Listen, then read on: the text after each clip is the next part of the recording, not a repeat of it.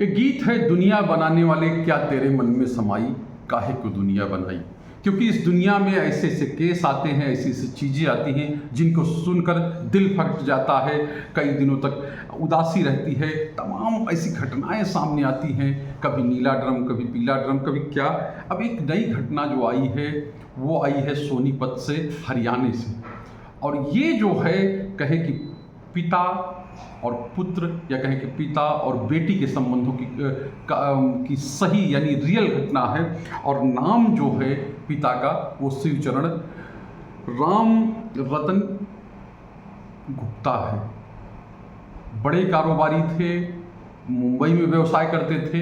बेटा नहीं था, 3 बेटियां थी, और तीनों बेटियों को उन्होंने बेटे की तरह पाला और बेटा ही कहते थे।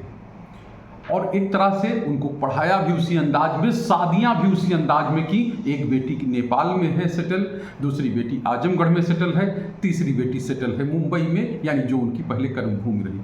लेकिन उम्र बढ़ी, परेशानियां बढ़ी, तो व्यवसाय हमेशा तो रहता नहीं है, जवानी हमेशा रहती नहीं, बुढ़ापा आ गया और पति पत्नी दोनों बचे। और ऐसी परिस्थिति बन गई कि उनको लगभग 2 साल पहले आना पड़ा वृद्धाश्रम में, क्योंकि बेटियों ने साथ नहीं दिया, बेटियों के पास रह नहीं पाए या बेटियों ने रखा नहीं। लेकिन पति पत्नी दोनों वृद्धाश्रम में आ गए, और जहाँ पर उनकी पत्नी का निधन हो गया, यानी पत्नी का निधन हो गया। पति थे, उन्होंने चीज़ें जो की वो की, लेकिन उसके बाद जो शिवचरण थे वो गुमसुम रहने लगे। एक तरह से कहें ख्यालों में खोए रहते थे, ज़्यादा बात नहीं करते थे किसी से, वृद्धाश्रम में रहते थे और जीवन का अंतिम समय काट रहे थे। बेटियां अपने अपने घर में, अपनी अपनी गृहस्थी में व्यस्त हैं, और ऐसे में कोई सुध लेने वाला नहीं। लेकिन जो गुप्ता जी थे, यानी शिवचरण राम रतन गुप्ता, वो लगातार बेटियों के सहारे थे और अपनी बेटियों का बखान करते थे जो भी वहाँ मिलता था। क्योंकि आसपास के जो वृद्ध थे, जो माताएं थी यानी महिलाएं थी वहाँ, वृद्ध महिलाएं, उन सब का एक तरह से कहे कि समूह, और उनके बीच में जब बात होती तो अपनी बेटियों की तारीफ करते थे। और उनको ये उम्मीद थी कि बेटियाँ हमारी ऐसी हैं जो हमारी सुध लेती रहेंगी। लेकिन बेटियों का फ़ोन आता नहीं, सिरहाने फ़ोन रख के सोते थे कि कब घंटी बज जाए, कब उधर से आवाज़ आए, हेलो पापा आप कैसे। लेकिन ये हुआ नहीं, और कुछ दिन पहले यानी 20-25 दिन पहले उनकी तबीयत खराब हुई, और ज़्यादा तबीयत खराब हुई तो आश्रम के जो लोग थे उन्होंने एक एक बेटी को अलग अलग से बताया कि आपके पिता की तबीयत खराब है, आप चाहें तो उनसे आके मिल सकती हैं, उनकी सेवा कर सकती हैं। लेकिन कोई बेटी नहीं आई, न मुंबई वाली आई, न आजमगढ़ वाली आई है, और न ही नेपाल वाली आई। इसके बाद 20 दिन बाद उनका निधन हो जाता है, और निधन हो जाता है तब भी आश्रम की ओर से सूचना दी जाती है कि अब आपके पापा नहीं रहे, आप चाहें तो आप आएँ, यानी आप आएंगी तो हम जो अंतिम संस्कार है उसको टाल देंगे आपके आने तक। लेकिन सभी बेटियों ने इनकार कर दिया, तीनों बेटियों ने। एक बेटी ने क्या किया कि 5100 रुपये भेज दिए और कहा कि आप अंतिम संस्कार कर दीजिए। एक बेटी ने जब अंतिम संस्कार हो रहा था तो उस समय वीडियो कॉल किया और पूछने लगी कि कितना टाइम लगेगा।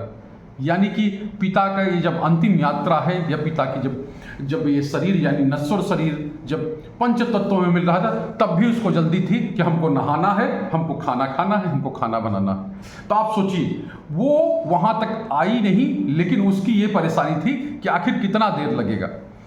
और उसके बाद जब वहाँ के आश्रम के लोगों ने कहा अब तो अंतिम संस्कार हो गया है, अगर आप चाहें तो अस्थियाँ हैं, अस्थि विसर्जन करने के लिए, यानी कि आपके पिता की आत्मा को शांति मिले, उसके लिए आप गंगा जी में जाकर उनकी अस्थियाँ प्रवाहित कर सकती हैं। उसके बाद भी बेटियों ने कहा नहीं, आप ही कर दीजिए, अपने तो आपने ही अंतिम संस्कार कर दिया है, अब हमारे आने की ज़रूरत नहीं। तो आप सोचिए कि समाज कहाँ जा रहा है। एक पिता जो अपनी बेटियों के लिए इतना, यानी जो बच्चे होते हैं उनके लिए दिन रात एक करता है, अपनी ज़रूरतों को कम करता है, रातों को नींद गंवाता है, पैसा कमाता है, पैसा कमा के उनकी ज़रूरतों को पूरा करता है, और हर नाज और नखड़ा उठाता है। उनको बड़ी हो जाती हैं तो शादियाँ तो जो एक सामाजिक परंपरा है। लेकिन वही बेटियाँ जो अंतिम विदाई देने की बात आई तो पिता को उन्होंने याद तक नहीं किया, पिता को भुला दिया, या अंतिम समय में यूं कहें कि पिता उनकी आवाज़ सुनने के लिए तरस गया, अब आवाज़ नहीं सुनाया उन्होंने, और एक तरह से कहें वो दर्द लिए अपने साथ जो है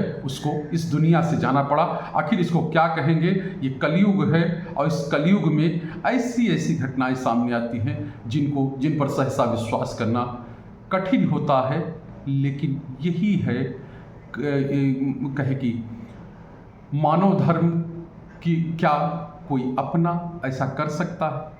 लेकिन इसके बीच में ये सब चीज़ें चल रही हैं, ऐसी घटनाएं आ रही हैं, और ये अपने आप में बहुत दुखद है। दुखद इसलिए भी क्योंकि हम जिस सामाजिक बंधन में, जिस सामाजिक ताने बाने में रहते हैं, उसका स्वरूप शायद इन घटनाओं को लेकर या इस तरह की घटनाओं के लिए तो नहीं ही हुआ।